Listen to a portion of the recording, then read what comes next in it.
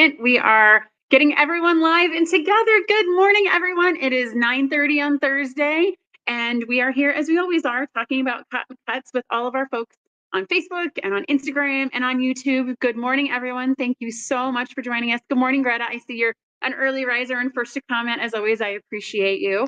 As you're watching this live today, be sure to, if you're watching us on StreamYard, that you accept the terms so we can see your name, and our folks that are managing all the comments offline can answer all your questions.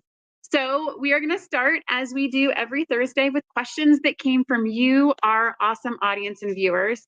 So we have a website. If you go to cottoncuts.com/live, you can ask any question. They're handed to me. I don't see them ahead of time. Maybe I'll get stumped. I don't know. Perhaps today is the day. Okay, so our first question comes to us from Hannah Becker from Nashville, Tennessee. Good morning, Hannah. Thanks so much for watching and being a supporter. Her question is, how do I prevent my batik fabric from getting caught in the sewing machine? Oh, goodness. Okay, so this is actually a relatively common problem and something that I see happen a lot. You're sewing along and you go to start a new piece of fabric coming together, and that fabric gets sucked down into the bobbin case of your machine. Happens to all of us. It happened to me all the time. A couple solutions to this. So the first thing you want to make sure is you always have a sharp needle. If that needle is dull at all, it's going to pull the fabric right into the bottom. You want to make sure that it's sharp. The general rule of thumb, I don't know where this comes from. It's all those they say. So you should change your needle every 4 to 6 hours.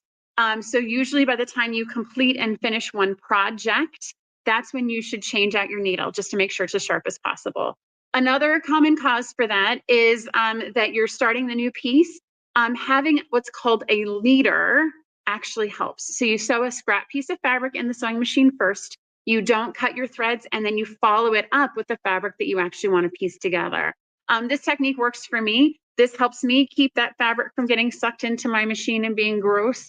I've also heard, and we started using this a lot. Thank you, Tiger LAX Mom, leader and ender. Search up leader and ender if this is happening to you. That's exactly what's worked for me. In some of our more recent PMQs, we've been actually having success by having people sew under tissue paper. So what you do is you actually just put a piece of tissue paper under, and when you sew it, it actually keeps it from being sucked into your machine, and tissue paper tears away super easily. So try that if it's still not working for you. Now, the one idea that I hear frequently, and it scares me a little bit, I'm not gonna lie, is you can actually get a new plate for the bottom of your machine over your feed dogs that has just a single hole, and you can sew into it. And actually, since there's no room for the fabric to get sucked into, it doesn't. I'm a little worried because I might leave it there and sew a zigzag, and before you know it, I got a broken needle. But I know that all of these things can work for you, so I would suggest trying them, seeing what you like. Tissue paper, super cheap and easy, and it's a great way to get it done as well. So thank you, Hannah, for the awesome question. Dorothy Simpson from Minneapolis, Minnesota. So what is your favorite fabric designer and why? Okay, so this is for me. Before I started Cotton Cuts, I had no idea that fabric was actually designed by cool people and artists. I thought it was just pretty fabric when I walked into a store. And so I, like most people, just bought what I liked and kind of accumulated over time. And it wasn't until I started that I realized there were people that were celebrities and that actually designed the fabric and put a lot of thought and deliberation into making collections that are beautiful and cohesive. And once I learned that, I looked back at my stash to see what I was collecting. And I actually had a lot of Allison Glass. I don't know why. I think it just kind of, she sings to me in a good kind of low volume, but also kind of cool and exciting type of way. And that was something when I looked back and read the selvages, I was like, oh my gosh, I guess I am by default an Allison Glass fan. So we love her fabrics here. We've used them for several mystery quilts. We're actually about to do a special project using her latest collection as well. So it's something she plays well to a lot of people, and we like it. Now, that might not be true for everyone. And so we actually had a blog post that we put up last week about fabric selection and picking up your favorite fabrics. So I highly encourage you to check out the Cotton Cuts blog. You can find it on our homepage and see if maybe there's a designer that you gravitate towards, or perhaps someone that you haven't tried and you can try based upon what you see. Okay, so with that, if you're just joining us, be sure to make sure you accept the terms and conditions on a StreamYard, so that way you can leave a comment and we can see you, because like with every live, we've got a super cool giveaway today. Today, we are going to be giving away a full-sized Modern Maker box. So our Modern Maker boxes ship to everyone next week. We have a super awesome collection. I have it here. We'll see how, I think it's going to look incredible on Instagram, and I think it's going to be a little lighter on Facebook and YouTube. So this collection is actually called Lux. It's by Macower UK. Macower is a division of Andover. And these awesome fabrics are shipping with our Modern Maker. They have metallic accents. This is a trend we at Cotton Cuts are watching. We're seeing a lot more metallic fabrics come into favor. And so we're featuring it with our Modern Maker fabrics, which are folks that are usually, on the front end of, yes, Safna, I agree. These are definitely beautiful fabrics. And so they are shipping with Modern Maker. Stay tuned till the end of the show and learn how you can win your own.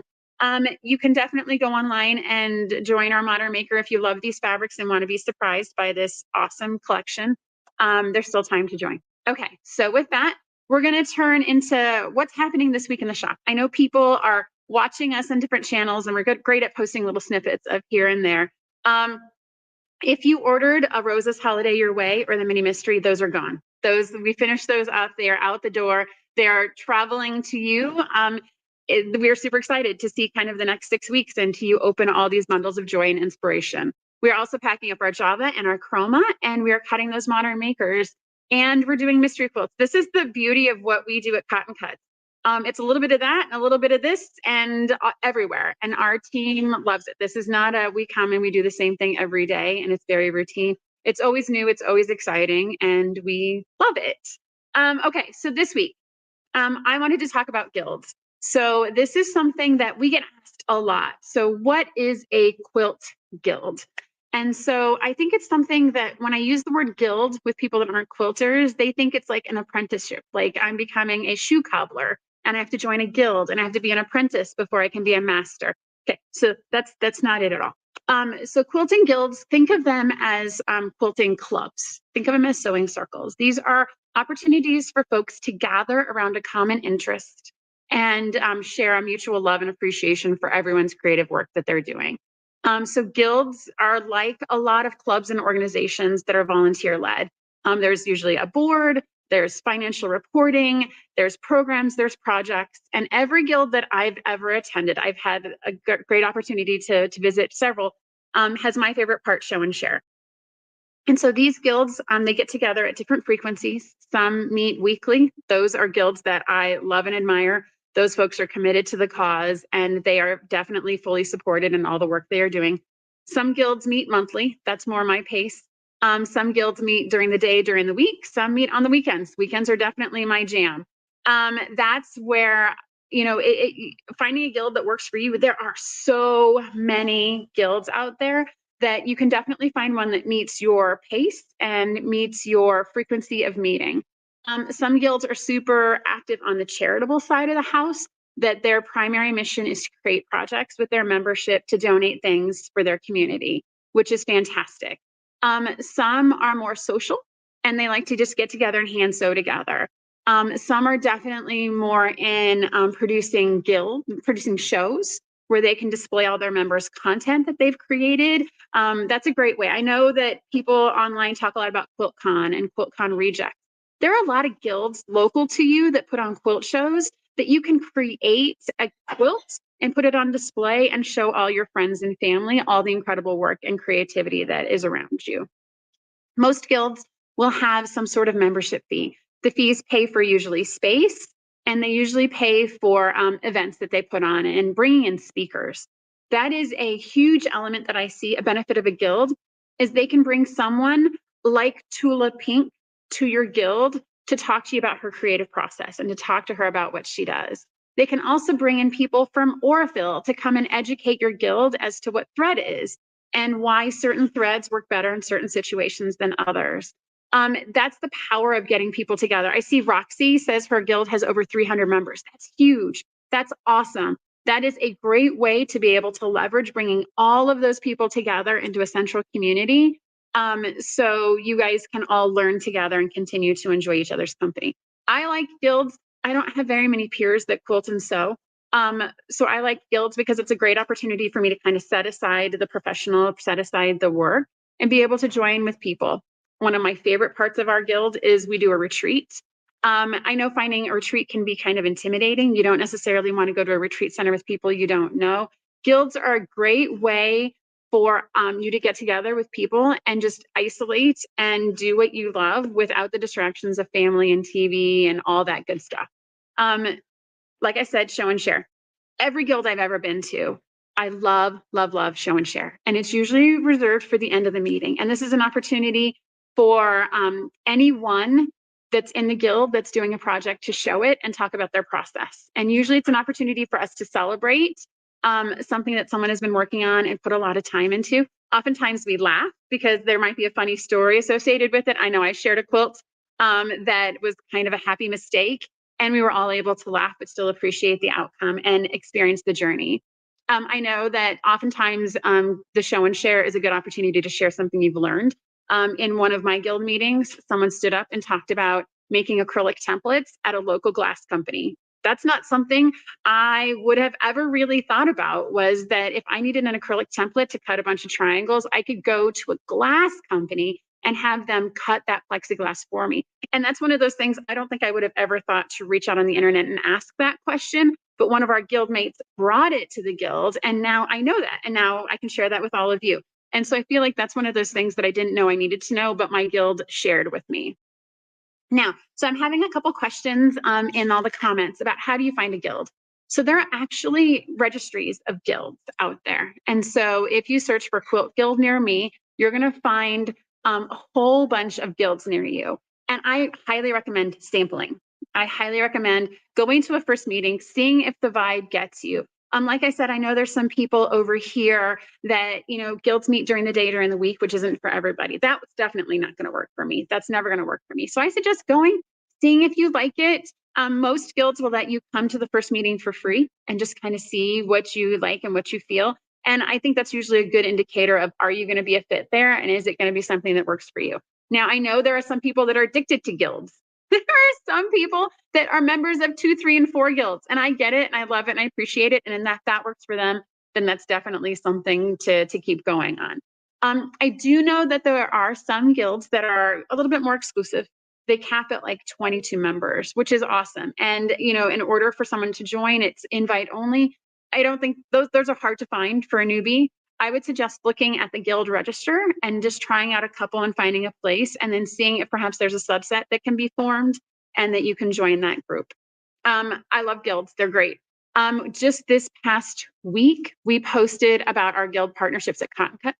We are big fans of supporting guilds and all the parts, all the value that guilds bring to the community. So we've partnered with guilds to sponsor giveaways for retreats. We've partnered with guilds to provide them with some of our snippets for a challenge project for their membership. We have given away pretty much anything. We'd love to hear about the missions of the guilds and how Cotton Cuts can help support them in doing better wherever we are. So if you want to go to cottoncuts.com and get involved, there's information about our guild partnerships. If your guild is looking for help in 2024 or wants to do an awesome project together, we can definitely work with our team. And so Cotton Cuts is here to help and support, as always. All right. So I love all the questions and comments. We'll go back through after the live and we'll make sure that we're addressing all of them. I definitely encourage you, if you're interested in learning more about a guild, to go through the comments and see. I'm seeing lots of awesome, like Badass Quilter is also fun. She's on Instagram. She's on Facebook. She's a great way to get a virtual community of people together if there isn't one for you locally, or if it's too far for you to join one, or there's not enough time in your day to meet during the day, during the week, or even on the weekends or in the evenings. Okay. All right. So thank you so much for listening. Ask questions, we'll answer them. And so now it's time for our giveaway. And so we have our lovely Modern Maker. This is one of the 3 collections. I didn't want to show everything because I wanted to make sure everything's a surprise for folks. But in order to receive a Modern Maker box that is going to be shipping this week, I would love for you to share your first guild experience. Where was the first time you visited a guild? And share with everyone what it was like, what things were exciting for you, what things surprised you, what were some of your lessons you learned. If you've never visited a guild, that's okay. Tell us what you're looking for. Just leave a comment, and in 24 hours, our team will go through and pick a winner, and you will be the lucky recipient of a Modern Maker for this week. And so that's it for us for today. Join us next week. We will talk about all cool things going on in the shop. We will also have another giveaway, and we were going to talk about our classic box. So this is the box that started everything at Cotton Cuts. This is the one that's nearest and dearest to my heart. This is super fantastic, and I can't wait to talk more about it next week.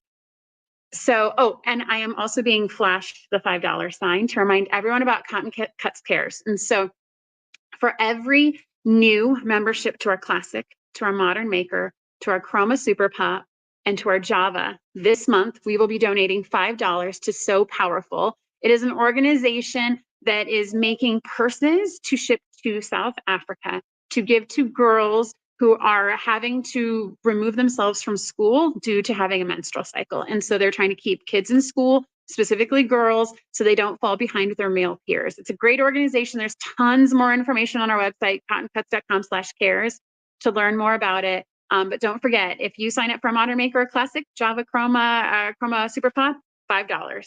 We already have a huge donation in queue from the first week, and I can't wait to continue to see it grow. So with that, thank you all so much for joining us, and we will see you next week. Bye now.